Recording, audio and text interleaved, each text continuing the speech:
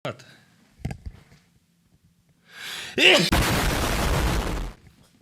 шууд камер асаагаад найдаж энэ.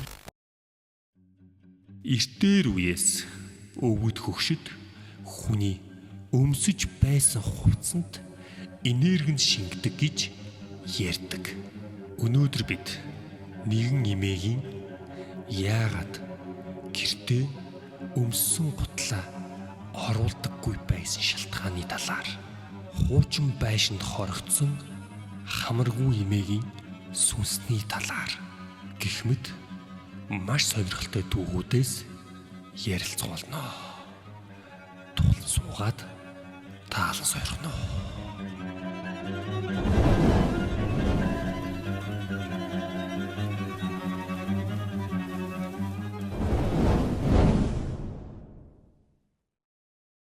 За, юу яцхан? Сайхан наадцгааж гин үү? Та нарын дийлэх нь яг одоо хөдөө гадаа амарсан сайхан байгаа бах. Тэгээ та хэдийн амарлан зориулаад ямар ч нэг болсон явдлуудын дугаар хийх шаардлагатай гэж бодсон. Тэгээд аюу дайгуу түүхүүд яг одоо бэлдсэн байна. Тэгээд хэдүүлээ олон юм ярилгүй шууд Монголд болсон эвгүй явдлуудын түүхүүд рүүгээ орцгоё.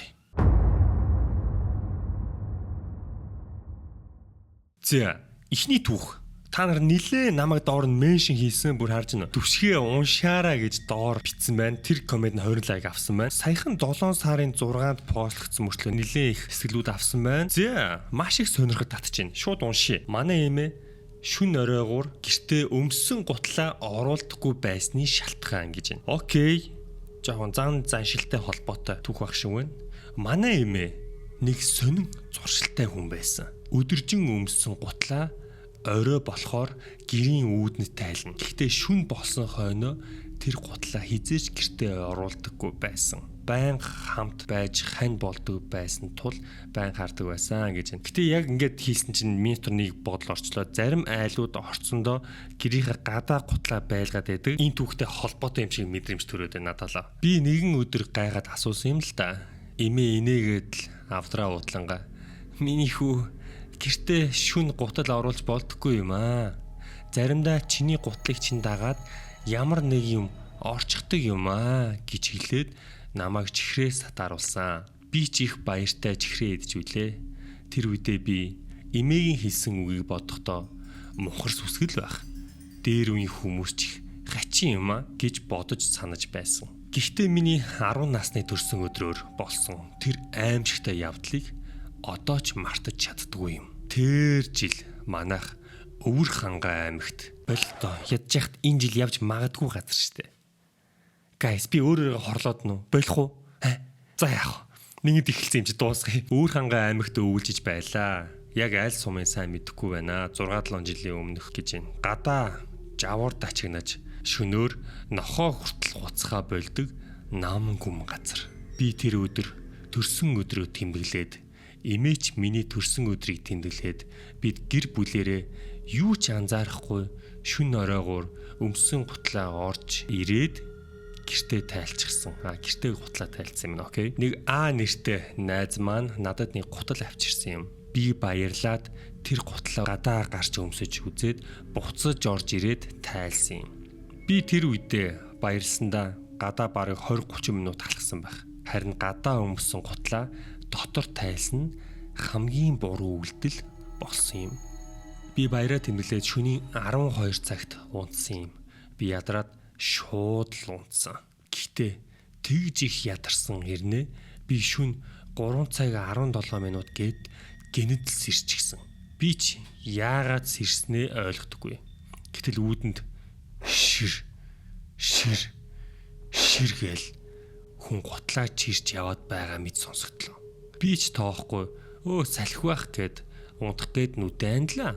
Гэтэл яг унтах гэж байтал гинэд дахиад тэр дуу сонсогдов. Би энэ удаа за нэг юм биш болоод байна гэж бодоод хөнжилдөө сөөж исэн гарах гээд яг хөнжлөө сөхөд эмээ миний охин битгий бос. Битгий хар. Хифт гэхэд би гайхлаа. Эмээ маань өвгөн тэр нэг гутлын зуршлаасаа бусдаар ямар ч тийм эвгүй сонин зуршилгүй эвгүй сүсгтэн амьдрэх хүн биш л дээ. Эмээ маань их халуун дулаан хүн. Би ч эмээ маань нэг л сонирн байна да гэд орондоо дахин шурглаа. Гэтэл шир гэд дуу дахин сонсогдож гадаа руу улам мойртож эхэллээ. Би айсандаа болоод хөшчөж эмээ маань уншиж байлаа. Би нүдээ хагас нээгээд гутлаа хартал гутал байсан байрандаа байхгүй. Нэг гутал миний ширээн дээр, харин нэг нь алга байв. Би айсандаа нүдээ айнаад хөвтөж байтал миний хамранд нэг л нойтон арьстай хүн шүрэх шиг болов. Би бүр ойрлох гэсэн ч хоолоо гарсангүй. Ер нь ингээл яг л айхлаараа ойролдгүй хоолоо гардггүй тохиолдол баг 10-аад уншлаа шүү те. Ер нь яг л ийм бол те. Нөгөө хүн энэ чиний гутлуу гэж сарнсан бүдүүн чанга хоолоогоор сул хэлв. Имээ юу ч болсон бүх хараарай гэхээр нь би харсангүй тэр шир дуу тэр хүнийг алга болтол арилаагүй юм. Би өглөөгөр байдаг бүх майнаа уншихаар сэрлээ. Гэтэл тэр зүйл үнэхээр л үнэн байж миний гэрийг тойроод гэр дотор гутлын мөрний шавхаа. Окей, имээ тэрийг хараад санаа алдаж цогсно. Би ч багын хинэггүй хүүхэд байсан учраас ямар соёлгүй хүн бэ гэж бодлоо. Учир нь манад тэр өдөр олон хүн хонсон тул би тэр хүмүүсийн нэг хүн байх гэж бодсон ч тэнд хонсон 5 хүн бүгдээрээ тэр дууг сонссон байсан бөгөөд би ганцаараа тэр нойтон үнэр гар үгийг сонсож мэдэрсэн аж. Би эмээгээсээ эмээ надад юу болоод байгаа хэлчихэлтэй гэж гуйхад эмээ манд хэсэг сууснаа. Хүний өмссөн хувцсыг заримдаа сүнс жөтгөрүүд зээлж аваад эзнийг нь хайдаг юм. Тиймээс л би шүн гутлаа оруулдаггүй юм аа миний охин. Би ч тэрнээс хойш өрүүлж үүнийг дурсаж үлддэг юм аа гэж байна. Бас эвгүй те. Нас барсан хүмүүсийн хувцсыг бас ингээд хадгалах нь зөв буруу гэсэн яриад аюух байдаг те. Хүний ер нь энерги хувцсанд аюух шингэдэг. Нас барсны дараа ингээд сүнс нь хорогддог ч юм уу те. Тийм хэм аюух их ярьдаг. Тэгээ тэрнтэй холбоотой үйл явдал байна. Хүний гутлыг ингээд өмссөн чинь өөр сүнснүүд тэр гутлыг өмсөд эзэн дээр найвсч өгөх гээд байгаа юм уу? Хайгаад байгаа юм уу? Тэ? Зэвүүн лээ. Харин нэмээ маань нас эцлэх хүртлээ хизээч шүн гутлаа гэртээ оруулаагүй юм аа. Харин би одоо хүртэл шүн оройгоор өөрийн ирэхгүй гутлаа хосоороо байгаа эсхийг шалгадаг юм. Миний энэхүү бяцхан түүхийг сонирхож үзсэн танд маш их баярлалаа.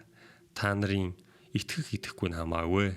Гэхдээ энэ явдал манай аав, эмээ, өвөө нэрт тохиолдож байсан явдал юм. Доорх зураг бол тэр үйл явдал болсон газар. Зургийг үзэх үү guys? Хэдүүлээж одоо үйл явдал болсон газрыг дүүнэхдээ мундаг болсон тий. За зургийг харлаа. Ер нь ивүү газар байна. Гэтэ цэмцгэр минималист олон юм байхгүй. Жохон бүдэг гэрлэнд бол энэ хувцсыг бол энэ дээл юм уу юу тий. Хувцсыг сүнс гэж харахаар байна. Бусдаар дайжгүй. Тий. Гутлын уулавч дээгүүр юу хийж явна? Ийм болохоор муу юм шүлээд байгаа байхгүй guys. Гутлын уулавчаа хизээж битгий өн дээрээ тогтоо. Окей. Сүнс хүртэл уурлаад гутлыг чинь одоо ингээ өмсөд яваад байна шүү дээ. Дайжгүй зурагтай байхаар нуурсан чинь ямар новшин вэ гинэ. Имэн амар шивэртэй. Дипүү гэж. Акс үхий имэ гэсэн гинэ. Орчин үед шүн орой өмссөн гутлаа гадаа хонуулнэхэд боломжгүй юм аа. Энэ яг л нөгөө гадаа гутлаа хонуулдаг нөгөө байранд яг манад бол байхгүй. Ямар ч нэг хуучин амьдарч исэн байранд хятадууд ингэдэг ч үйл зүг шивэртэй хүмүүс тэгдэм болов. Гэтэ ер нь хүний гутал гэдэг чинь ер нь л бохир шүү дээ. Байнгын 0 ордог, гадуур явдаг те. Муухай юмнэр гიშгдэг. Мэдээж гэрийнхээ үүдэнд тайлна л да. Гэхдээ бас учрыг гуталтайгаа гэртээ орно хайшаа чинь те. Уншихтаа түшиг зориуд худлаа юм битсэн болов гэж боддог болох юм аа гинэ. Гүү хэлгүүтэй. Одоо ер нь ингээ 100 хүмүүс аюу их хөдөө гадаа явж байгаа. Одоо яг 8 сар дуусаад жинхэнэ одоо босон явдлуудын сезон эхэлдэг шүү те. Одоо би энийг ингээ хийгээд хөдөө явна. Тэгээ хөдөө болсон явдлуудаа жинхэнэ оруулдаг байхгүй. Орцондоо цооштой гутлын савтай болъё доо гинэ. Энэ бүр амар түүхэн guys. Би 18 жил гутлаа шүн өдрөг өмсөд оруулаад авчдаг байсан. Аав ээж ч бас тэгсэн. Би нэг өдөр ядраад шөнийн 12 цаг гээд унтчихсан. Тэгсэн шөнийн 2 цаг 47 минут 2 секунд 47 дойлц ирсэн. Тэгээд харсан. аав ээж миний гутал яг байсан байранда байсан гэд боддоо. Аимшигт. Маш эвгүй, маш сонирхолтой. Зяз нэг иймэрхүү. Ер нь бол дайжгүй 10-аас ер нь бол 7.8 өгөхөөр байна. Үүсгийн алдаанууд нэлээд байна. Тэгээ бусдаар бол ер нь дайжгүй. 8 өгөхөд бол гэхдээ арай юу. Гэхдээ 7.8. Окей. Манайха Unitel-ийнхэн 20 жилийн ойдоо зориулаад бүх хэрэглэгч гэр бүлүүд бэлэг бэлдсэнээс гадна яг 20 гэр бүлд бүр супер бэлэг бэлдсэн байна гэж байна. Тэрхүү супер бэлгүүд нь Active Garden-д 55 м2 2 өрөө байр. 26 оны цоошин RAV4 автомашин. M-банкны 10 сая төгрөгийн хадгаламжийн эрх. Univision-ы 10 жилийн эрх гэх мэт бүр гайхалтай бэлгүүдийг бэлдсэн байна. Одоо тэгэхээр нэх удахгүй 8 сарын 2-нд дараагийн яг 10 супер аздан шалгаруулна. Хамгийн гоё нь юу вэ гэхээр энэхүү бэлгүүдийг зөвхөн одоо Unitel-ийнхэн гэлтгүү бүх операторын хожих боломжтой. Яаж оролцох вэ гэхээр маш амархан. Unitel, Toki, Upoint аппликейшны аль нь ч байж болно. Family үйлчилгээнд бүртгүүлнэ. Хамгийн гол нь хүүхдтэй хүмүүс хүүхдийн дугаар аваад оролцох боломжтой. Энэхүү хүүхдийн дугаар нь 18 нас хүртэл сунгах шаардлагагүй. Үнэгүй дугаар гэсэн үг. Жишээ нь Family Group үүсгээд гишүүн нэмбэл супер билийн эрх 2 шиг 1 сая хүртэлх хадгаламжийн эрх. Групп дундаа ашиглах 5 ГБ датаг шууд авах боломжтой. Хамгийн гол нь эдгээр үйлдэлүүдийг хийхэд ямар ч төлбөр төлөх шаардлагагүй. За тэгээд 8 сарын 2-нд болох лайвда бүгдээрээ идэвхтэй оролцоороо. 1 гэр бүл Active Garden-д 2 өрөө байр, 4 гэр бүл M-банкны 10 саяын хадгаламж, 5 гэр бүл Univision-ы 10 жилийн эрх. Тэгээ миний үзэгч нараас хожоосоо гэж би яг чин сэтгэлээсээ хүсэж байна. Энэхүү азтай 10 гэр бүлийн нэг нь яг одоо үзэж байгаа таач байх юм билүү хэн мэдлээ. За тэгээ бичлэгтээ эргээд орцгоё. За энэ бас зөвүүн түүх юм шиг байна. Сайн байцгаана уу? Өөр тохиолдсон эвгүй зүйлээ хуваалцахаар шийдлээ. Намайг А гэдэг, би одоо 20-той. Энэ эвгүй явдал намайг 15 та байхад тохиолдсон юм. Та бүхэн ханы материалын комбинат гэж сонсон л байх. Сонсохоор барах уу? Хэдүүлээ баг энэ үр бичлэг хийлүүгүй үстэй.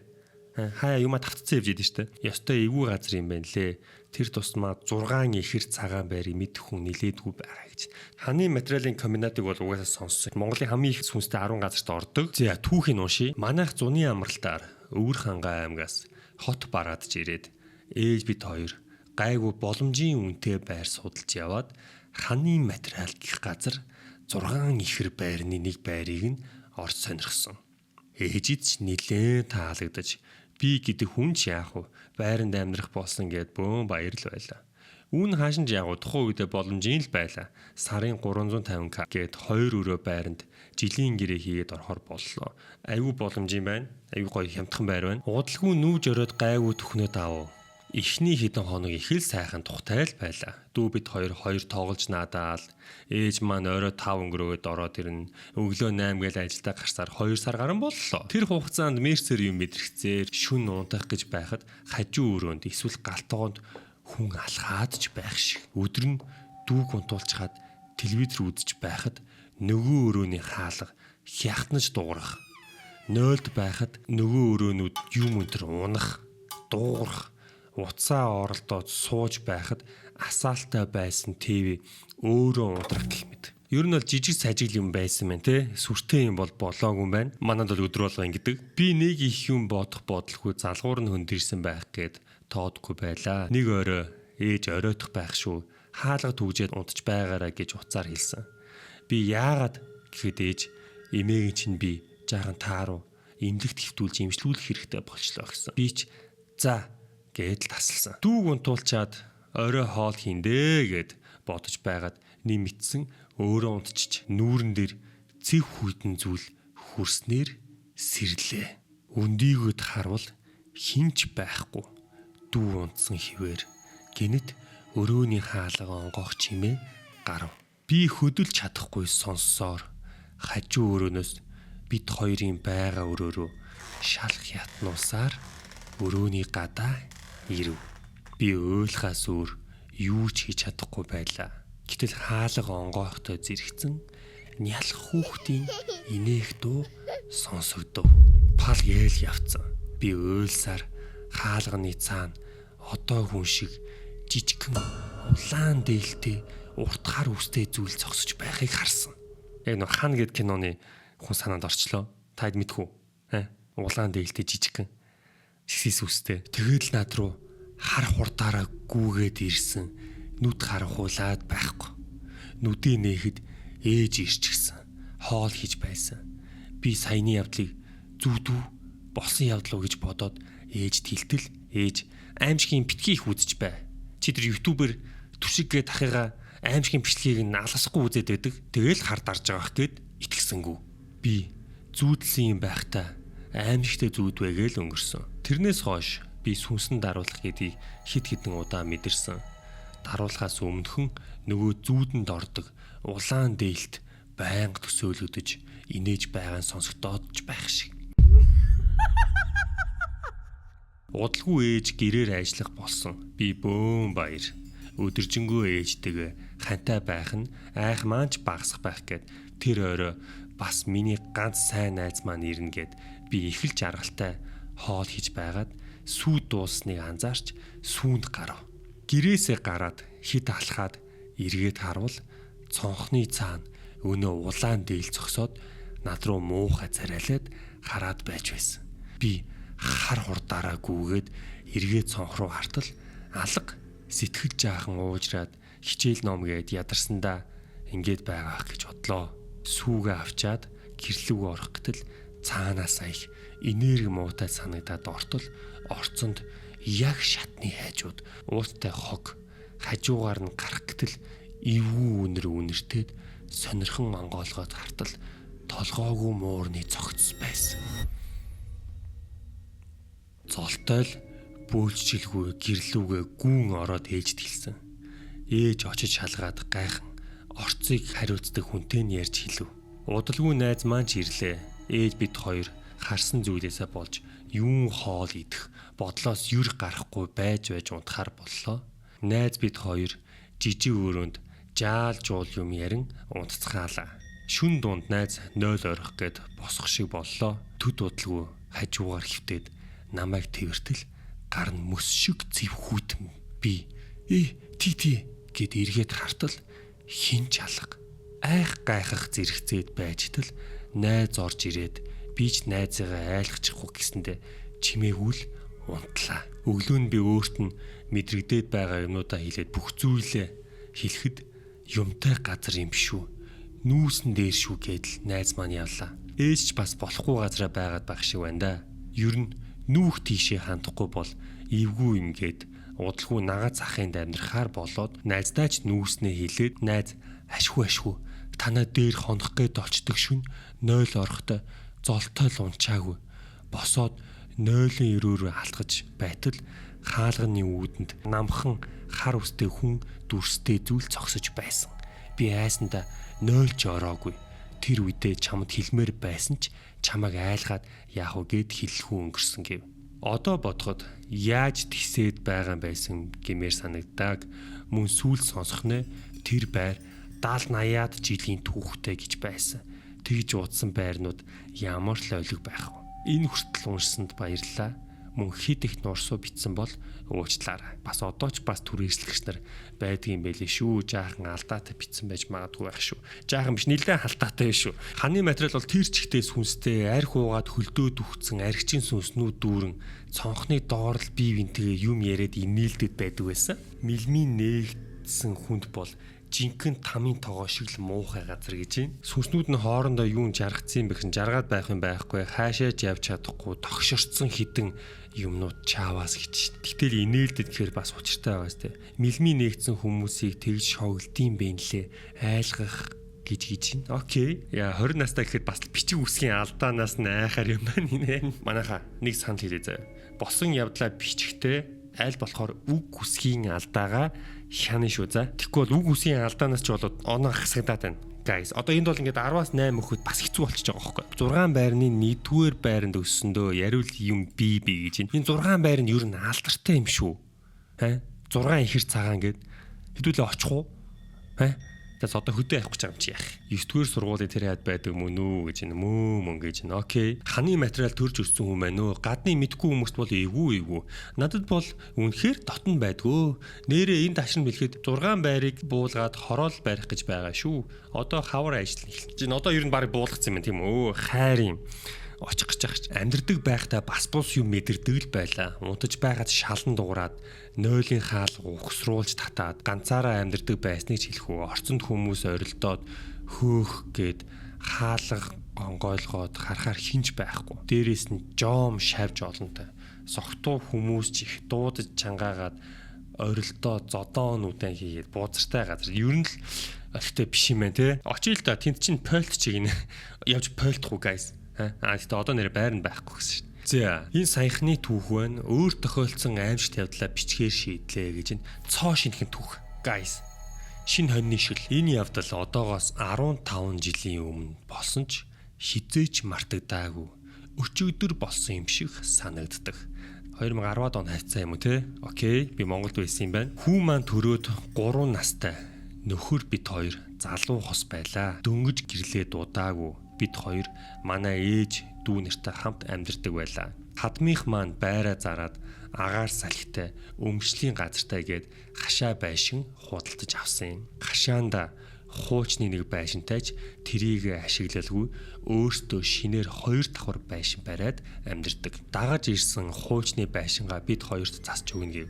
Хашаанда хуучны нэг байшинтай тэрийг засч өгөх гэж байгаа юм шүү дээ. Хадам аав маань байшин засварлаад дотор нь иж бүрэн тавилга бэлдээд үе гэж хэлсэн. Бид хоёр ч баярлаад тусдаа гарах гэж догдлоод л нэг удаа аавын шинэ байшингийн унтлахын өрөөнд бид гурав унтаж байтал би зүүдэлж эхэллээ. Яг л бодит юм шиг. Цонхны цаанаас хан нэвтлээд нэг имээ өрөөнд ороод ирлээ. Ногоон байсан болов гэмээр ганцсан тэрлэгтэй. Шингэн цайвар үсээ үзүр хүртэл нь сүлдсэн. Орны хажууд тулж ирээд бид гурвыг их л ажиглан ширтээд байна. Би айсандаа хөдөлж чадахгүй.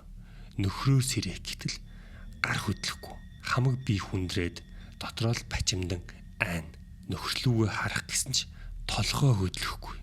Бодолтой сэрээчтэй гэдэл үглэн. Гэтэл нөгөө имээ гинэт наад чинь сэрэхгүй. Чи сэрэж чадахгүй гэд хэллээ. Би бүр их айж уйлаад л. Гэтэл имээ чи наад хүүгээ л өгчих. Тэгээд унт гэж хэлсэн. Бурхан минь. Удахгүй чи дахиад хүүхүүдтэй болчихно. Энэ хүүгээ надад өгчих гэд миний гиз рүү ширтээд л. Тэгснэ миний унтаж байгаа хүүг ширтээд инээгээд өхөөрдөж хараад бас энэ бас эвгүй юм шүү. Би зүүдлээд байж тийм бодож юм шиг зүүд дахиж зүүдлээгүй. Имийг болооч гэж хэлэх гэтэл гинэд ажиглавал имээ хамаргүй. Хамрын оронд 2 нүхтэй байсныг нь би олж харлаа. Яг л гавл шиг зүс царай нь тийм гих төрөхгүй. Хөх саарл нүүртэй. 2 ухархай хамартай. Саарл ногоон ганцхан тэрлэгтэй. Цагаан саарл хүстэй имгэн.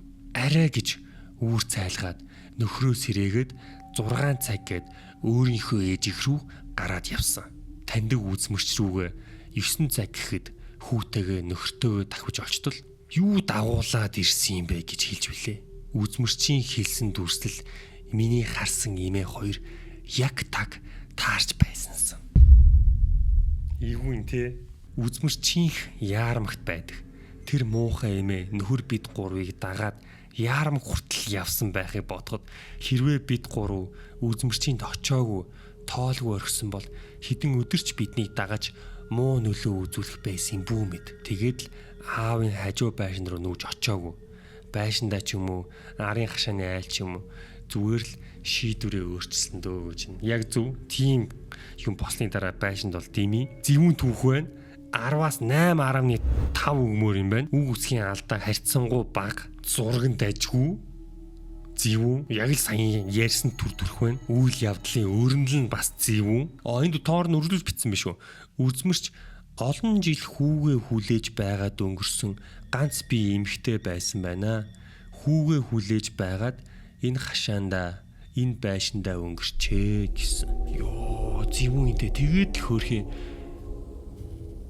хүүг нь авах гэсэн биш. Нэг бодлын өрөвдөлтэй юм аа. Ямар үзмэрч дээр утсан бэ? Дугаарыг нөгч болох уу гэж аягүй сайн үзмэрч байна. Хадмууд нь тэр байшиндаа гайгүй юу? Үздэг хүнийхээ дугаарыг өгчөөл гэж хүмүүс ер нь бол энд бичүүлдэг одоо тэгээд би тэр дугаарыг хэлээ. Тэгээд тэр үзмэрч тэгээд оны шилдэг, оны хамгийн эрэлттэй хүн болох байлгүй.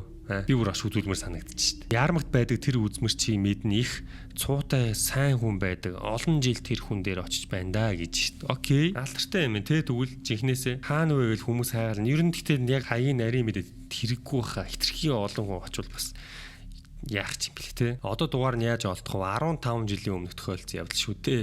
Энэ хугацаанд дугаар солих, хуцаа хаях гэж зөндөө юм тохиолж. Нөгөө үзмэрч нь бас яг тэндээ байгаа ч юм бэл үгүй ч юм бэл те. За сүүлийн түүх. Жохоо өрөвдөлтэй түүх баг шиг байна. Орой минь дүү маань 13 настай юм аа. Нэг жилийн турш галзуу эрүүл хоёрын хооронд байна. Сэтгэл зүйч, шархаад, бөө, лам, ховсын имчилгээгээд өчнөөл газраар явлаа. Нэмэр болсон юм олоо үйл байна. Өөрийн ухаанаа алдаад димэрч солиорно. Дууга хураачихна. Унтахгүй 5-6 хонно. Энэ бүр нэлээд л хүнд байгаа юм да хөрхий. Хүчээр ийм тариа өгч унтуулна. Хоол унд идэхгүй галзуун хүн шиг болчихно. Энэ байдал нь 14-5 хоног үргэлжлээд 1 сар орчим гайгүй байна. Тэгээд дахиад л энэ хиймд орно. Үзүүлж харуулахаар тийрэн дагсан байна гэж хид хідэн ламбуунаар хэлсэн. Ямар амар юм бэ те. Нэг яаж ч мөр амар үнэн болсон явдал юм шиг санагдах юм. Засал ном хийлээл гэх юм тусыг олсонгүй. Одоо бүр ээжигээш танихгүй харааж гар хүрч чихэн дээр хүн юм яриад байна гэдэл өөрөө бол биш болцоход үнэхээр өөр эрттэй хүн шиг зан гаргаад байна. Яг яах ёстой вэ? Ийм зүйл тохиолж байсан хүн байна уу? Туслаач хөөхий бяцхан дүүгээ минь би турч хичээж хоолон сөөж нүд нь улаагаад үнэхээр зовж байна гэж маш өрөвдөлтэй байна. Надаа бүр ингэж мэддэг зөвлөгөө мүлгөө байсан бол хэлж өгсөн. Тэгээ ийм хэцүү хүмүүсийг бас таньдаг хүмүүс эмчлийг бас үзэж магадгүй хэдүүлээ яах ёстойг нь харъя. Шар хадны үзүүл нэмэргүй байна гэдэг хахад очиж үзүүлэх гэх яасан хаашаа хүмүүс вэ гэж. За энэ нэг комент байна. Бид нь муу ёрын сүнс шүглсэн баримтууд дээр яг ийм шинж тэмдэг гардаг шүү дээ. Яг шинжлэх ухаан талаас бол сэтгэл мэдрэлийн өвчнөл гин байх. Нэг залуу бас галзуу солиотой юм шиг болоод өөрийг нь хий юм зүгээр байлгахгүй бас л нүдэнд нь харагдаад зүүдлэгдээд чихэнд нь яриад өөрөөсөө өөр хүн шиг болоод гэрийнхнээч танихгүй болж шар хаданд онцлуулаад яг л хурц гэж онцлогдоод эмнэлэгт хэдэн сар хөвцөн гэдэг үлээ. Сүүлдээ нөгөө харагдаж үзэгдээд амар тайван байлгадаггүй муу ёрын сүнс нь харагдаж үзэгдэхгүй алга болоод эргээд ухаан санаанд хэвийн болсон гэж байгаа. Тэгээд яач вэ чи болоод баг өөрийгөө гайхаад байж л те. Тэгсэн чинь нөхөр өөрөө л сэтгэц мэдрэлээсээ болоод би өөрөө л хий юм төсөөлж хараад байна гэж боддог байж л те. Өөрөөс нь өөр хүн хардггүй мэдтгүү л гэж боддог байж. Тэгсэн эсрэг өрөөнд нь байсан өвчтөн тэр одоо чам дээр ирэхгүй чамаас авах юм одоо тэрэнд юу ч үлдээгүй тэр чамааг орхисон гэж хэлсэн гэж байна. Тэгэхээр үнэхээр муу ёрын сүнс хүнийг эзэмдэж галзуу мэт болгож хав ойрхныг найз давтуулдаг үзэгдэл кино түүх бодит явдлууд хүртэл байдаг. Тим хүмүүсийг сэтгэс мэдрэл нь өөрчлөгдсөн гэд шар хад руу хөвтүүлдэг юм шиг санагддаг та гэж. Тэгээд юу гэсэн үг юм? Бараг тэгээд хэлчихвэл зүгээр юм уу? Өө явцсан ш тэр чамайг орхисон гэж хэлэх юм уу? Шизофрен гэдэг сэтгцийн эмгийн шинж тэмдэг байна да. Би тийм хүмүүсийг асардаг ажил хийдэг болохоор сайн мэднэ. Оншийн тодорхойлуулчвал ийм энтрээ уугаад энгийн амьдралдаа орж болно.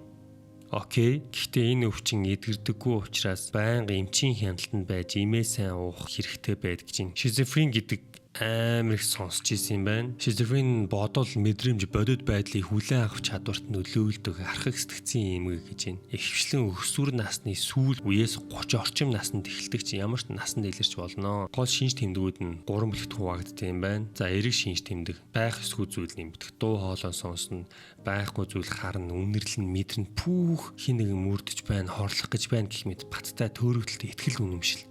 Имэх замраагүй яриа бодол хачирхалтай зориггүй зан үйл гэж байна. За энэ эрэг шинж дүлсхөрөгч шинж тэмдэг бүр юу юм? Сэтгэл хөдлөл, бараг илэрхийлэлгүй болох. Хүмүүстэй уулзгаас зайлсхийх, юм хийх хүсэл эрмэлзэлгүй болно. Яриа цөөрнө. Өмнө дуртай байсан зүйлдээ сонирхолгүй болох. Ариун цэвэр хувийн арчилгаа муудах. Арай хөнгөрөөд штэ таны мэдхүү өөрчлөлт анхаарал төвлөрөхөд хүндрэлтэй болно. Ой санамж муудна. Шийдвэр гаргах төлөвлөхөд хүндрэлтэй болдог гэж те. Дуу хоолой сонсоод эхлэх юм бол ер нь эмчт хандах юм байна. Бодит бус зүйлд бүрэн итгэж тайлбар хүлээн авахгүй байх үедээ бас эмчт хандах юм байна. Өөрийгөөс бусдыг гэмтээх бодол, үйл илрэх. За ингэх юм бол эмчт хандах хэрэгтэй юм байна. Өдөр тутмын амьдралаа хэвэн авч явах боломжгүй болох. Гэхдээ анхаар зүйл нь ганц нэг шинж тэмдэг илэрлээ шизофрен гэсэн үг биш ээ. Нойруудл, хүн стресс, арх мансруулах байдал, гижил төстэй шинж тэмдгүүд бас байд юм байна. Окей. Тэгвэл баг энэ болж таарлаа шүү. Ер нь бол. Тэгэхээр энэ хүн битсэн байгаа байхгүй. Хүү шизофрен гэдээ байгаа хүмүүсээ тэр смут чин таанараас муу мэлхтэй эмчнэр байдаг юм. Үнэхээр шизофрен мөн бол очиж үзүүлэхээ наад он шиг чин тавиад эмчилчихдэггүй юм уу? Бүхэл бүтэн мэрэгжлийн байгууллагын тим онш тавиаг байхад нэг пост уншаад бүгдээрээ оншдаг. Тэгээд эндээс арай өөр гарц хайсан бэлгүү дээ гэж байна. Тийм хүмүүс бол ер нь шизофрен гэж аюу хэлсэн байна. Шизофрентэй байхад лам бөө гэж цаг алдаад яваад байна л гэж байна. За энд нэг комент байна. Бүр ойрын туршлага байна. Миний мэдэх ганц юм өөрөө нүдээр харж зовлонгийн туулж үтсэн манай ээж яг ийм байсан. Бас л жилдээ сүүлдээ сартаа болцсон байсан. Гэхдээ тэр үед лам бөөгөөс бусдаар бүгднгээр нь явсан. Шар хатанд хүндийн тасагт хэвтүүлэх хэрэгтэй гэд хэвтүүлсэн 14 хоног. За бүр үнэхээр бүр дордоод гарч ирсэн шүү. Тэр эмнэлэгт хэвтүүлж улам ээжигээ зовоож таршлаасанда эмнэлэгт хэвтээд гарч ирээд удаагүй өнгөрчихсөн. Би бити хэвтүүл гэж байгаа юм биш л дээ. Гэхдээ ер нь ийм зүйл тохиолдож байсан болохоор бичлээ. Алтан хайрцгийг нээлгэхэд гүйдэл тийрэн дайраад байдаг байсан юм байна. Сахиусны хорлол болчихсон байна гэсэн жам насаараа өнгөрөөгөө гэсэн. Ер нь адилхан байсан нөхөр хүүхдүүдэд танихгүй зодох гээд уурлаад эсвэл юм мэддэхгүй зүйл яриад өөрийгөө гэмтэх гээд эсвэл өөр хүнийг гэмтэх гээд ерөөсөө тайван суудаггүй. Миний санахыг яг эвгүй болсон байсан үед хүүхэн хараа нөөцлөгддөг байсан гэж байна. Ер нь бол эвгүүлийн те. Ер нь хэцүүлтэй яг амьдрал дээр бол үнэхээр хэцүүлтэй. За энийг сонин бицмэн. Amanita muscaria гэдэг мөөг гэж байна. Олон хүмүүс хортой мөөг гэд хүрдэгчгүй. Хэтрүүлэн хэрэглэх нь psychedelic effect үзүүлж хүнд хийгм харуулдаг. Гэтэ сэтгэц мэдрэлийн өвчтөй болон нойр стрессний асуудалтай хүмүүс маш бага дозоор тогтмол хэрэглэснээр эдгэрдэг. Тэгээ би нэг бас өмнө сонсч ийсэн ер нь бол эмийн урмал уугаад ханаад зэрэг эдгэрдэг бол энэ мөөг дүүд чинь хэрэг болж магадгүй юм. Байгаль их бүтээсэн өвчнөө эргээх зүйлсээс мөн адил бүтээдэг байгаа. Окей. Сүхбаатар аймгийн Наран суманд хүүхдийн буд гэж хөгшин би тийшээ яваад очоор үзэж туулж байж л итгэдэг юм байлээ гэж байна. Уучлаарай. Гэтэ ямар нэг юм хэрэглээд байна уу бас шалгаарай гэж байна. Окей. Дуршаад үзэх нэг арга би шүү асуураа гэж ямар арга гэсэн чинь аавраа онцлохоо галын цасл. Окей, ийм байд юм уу те? Яг ийм үү шархаа цэцгсэн юм битгий өгөөрөө тийшээ орол бүрэлд ордож болно гэсэн хүмүүс ганц хоёр байна. Зарим шар хаад нөгөөч гэсэн хүмүүс байна. Яг яах хэвтэй юм бүүмэд. Амьдралын хөвчлийг нь өөрчлөөд үзгэнэ.